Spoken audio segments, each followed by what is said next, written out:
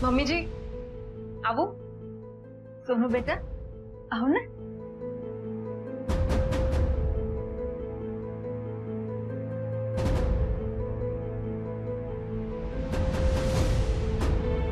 તમે ફૈબાની વાતને લઈને હજી પણ અપસેટ છો? ના સોનુ, કારણ કે જ્યારે આપણા ઘરના જ ઘાટકી બને ને ત્યારે આપણા હાથ બંધાઈ જાય છે. સાચી વાત છે મમ્મીજી, પણ મને તો સમજાતું નથી કે ફૈબાની વાતમાં તમને એટલી નવાઈ કેમ લાગે છે? તમને યાદ છે ત્યારે આરવની ફાઇલ ઉપર એમને જાણી જોઈને તેલ ઢોળ્યું હતું અને અમારા બંને વચ્ચે મિસઅન્ડરસ્ટેન્ડિંગ ક્રિએટ કરવાનો પ્રયત્ન કર્યો. હું તો ત્યારે જ એમને સમજી ગઈ હતી અને એ જ વખતે મેં એમને મોઢા મોઢ કહી પણ દીધું હતું. છતાં કોમલબેનના કેસમાં હું એમને રોકી ન શકી. એનું કારણ ખબર છે તને? કારણ કે તે એમને બધું મોઢે મોઢ કહી દીધું એટલે એ તારાથી વધારે સતર્ક થઈ ગયા. અને આમ પણ જ્યારે કોઈ આપણને અરીસો બતાવીને સાચો ચહેરો બતાવે એ વ્યક્તિ આપણને ન જ ગમે. અને ઉપરથી માધુરીબેન તો આ ઘરના મહેમાન અને પાછા વડીલ, તે એમને ટોક્યા એટલે તું એમને જરાય નથી. હા મમ્મીજી, પણ જો કોઈ ખોટું કરે તમને રોકવા કે ટોકવા તો પડે કે નહીં? ટોકવાના પણ કડથી. જ્યારે દુશ્મન આપણા પોતાના હોય ત્યારે એમની સાથે કડથી કામ લેવું પડે.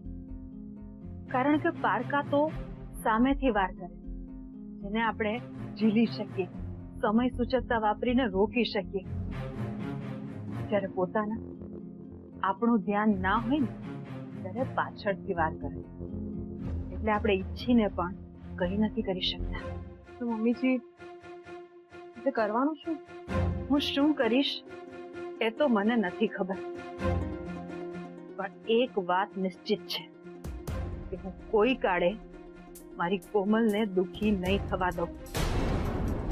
કારણ કે આખી વાતમાં કોમલનો વાંક ફક્ત એટલો જ છે કે માધુરીબેનની વાતમાં આવીને ભાન ખોઈ બેઠી. એટલે ગમે તે થઈ જાય પણ હું મારી કોમલની આંખમાં આંસુ તો નહીં જવા દઉં.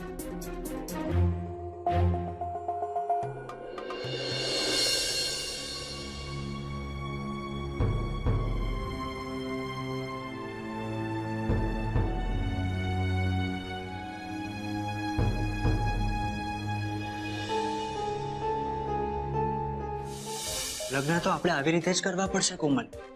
જો મીર, તે મારી પાસે 24 કલાક માંગ્યા અને મેં આપ્યા. હું આવીને તને મળવા.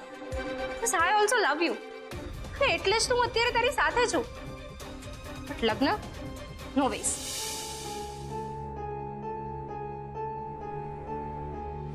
મીર, તો શું કરે છે? સ્ટોપ ઇટ મીર, આ શું ગડાબડા કરી રહ્યો છે? હા મીર, પ્લીઝ નીચે ઉતર. કોમલ, તને ખોવા કરતા મરી જવું બેટર છે.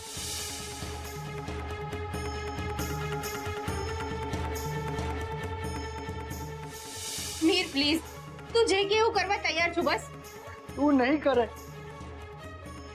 હું તારા વગર નહીં જીવી શકું.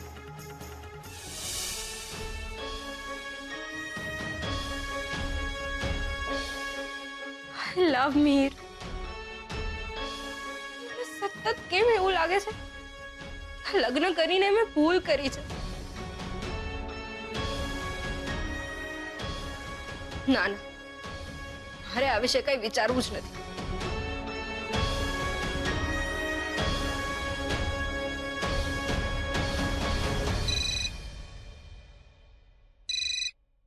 હા મીર. મૂક ફોન, નથી કરવાની વાત. કેમ મમ્મા? એટલે આમ સ્ટેન્ડ પર રાખીને નિરાતે વાત કર. બાકી આમ ને આમ તો તારો હાથ દુખી જશે. અને મિહિર, તું પણ કમાલ કરે છે. કોમલ અમારી સગી દીકરી છે.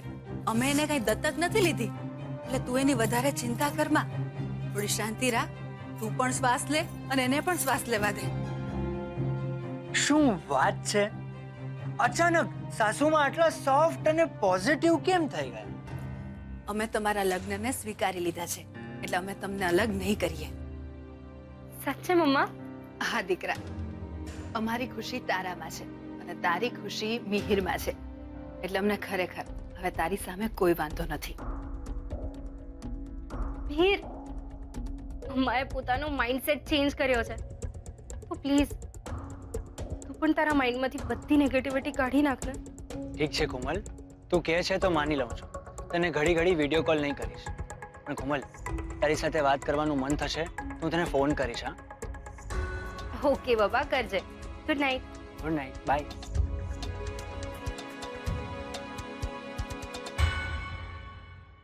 શું થયું મમ્મા? ખબર નહીં કેમ પણ આજે મારું બહુ માથું દુખે છે. તું પહેલા બોલાય ને. ચલ, હું તને તેલ નાખી દઉં. તું મને તેલ નાખી આપીશ? હા, નાનપણથી તું જ તો મારા માથામાં તેલ નાખતી આવી છે, તો ક્યારેક મને પણ તારી મમ્મી બનવાનો મોકો આપ. કોમલ દીકરા, મારી એક વાત માનીશ? તું આ તારા નાનકડા મગજને વધારે ત્રાસ આપવાનું રહેવા દે. બેટા, જ્યાં સુધી તારા મા બાપ જીવે છે ને, ચિંતાનો ભાર તારે તારા માથે લેવાની કોઈ જરૂર નથી. અને રહી વાત મિહિરની, તો હું તારા પપ્પાને પણ સમજાવીશ કે આપણે એને સ્વીકારી લઈએ. ખરેખર તમે લોકો મિહિરને એક્સેપ્ટ કરશો? હાસ તો. મેં તો એમ કે હમણાં તું મિહિરને સારું લાગે એટલે બોલતી હોઈશ. ના દીકરા, મા બાપ છીએ એટલે બે ઘડી ખીજાઈએ, ગુસ્સો પણ કરી લઈએ, પણ છેવટે તો તમારી ખુશીમાં જ અમારી ખુશી હોય ને બેટા. થેન્ક યુ મમ્મા. એટલે આજ પછી ખબરદાર, જો ટેન્શનનો ટોપલો તારા માથે લઈને બેઠી છે તો. નહીં લઉં ટેન્શન. બસ.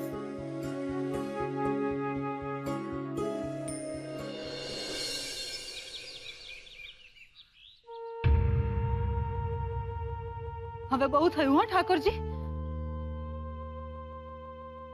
કોમલના પપ્પાને મેં વચન આપ્યું હતું કે હું આ ઘરમાં ઊભી થયેલી તમામ મુસીબતોનો રસ્તો શોધી લઈશ.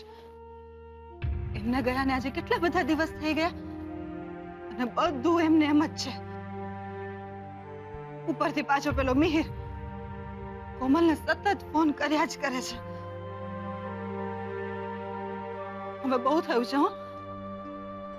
મારે આ તમામ મુસીબતોનો રસ્તો જોઈએ જ છે, એ પણ વહેલામાં વહેલી તકે. બની શકે ને તો આજે ને આજે.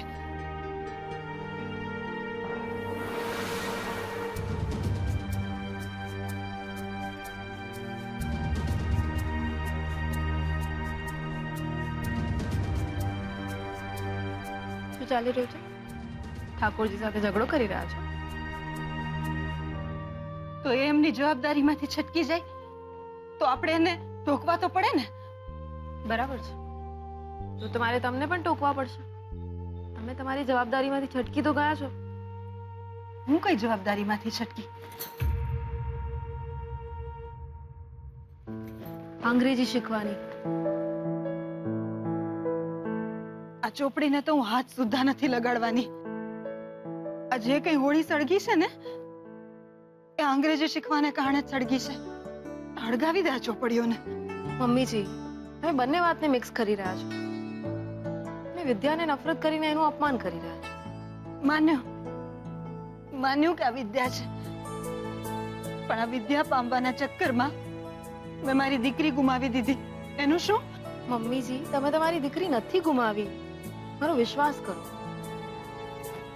જો તમે વિદ્યાના સહારે અને ખાસ અંગ્રેજીના સહારે કોમલબેનને સાચી દિશા બતાવી શકશો.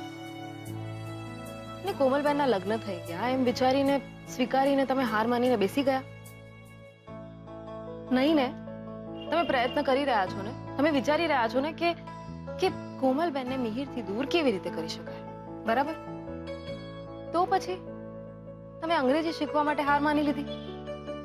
કેમ? અરે એમ વિચારો કે અરે ના કેમ આવડે મને.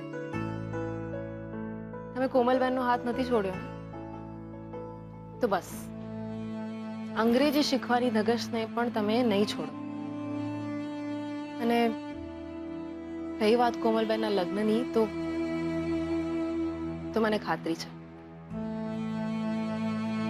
કે ઠાકોરજી રસ્તો જરૂર દેખાડશે.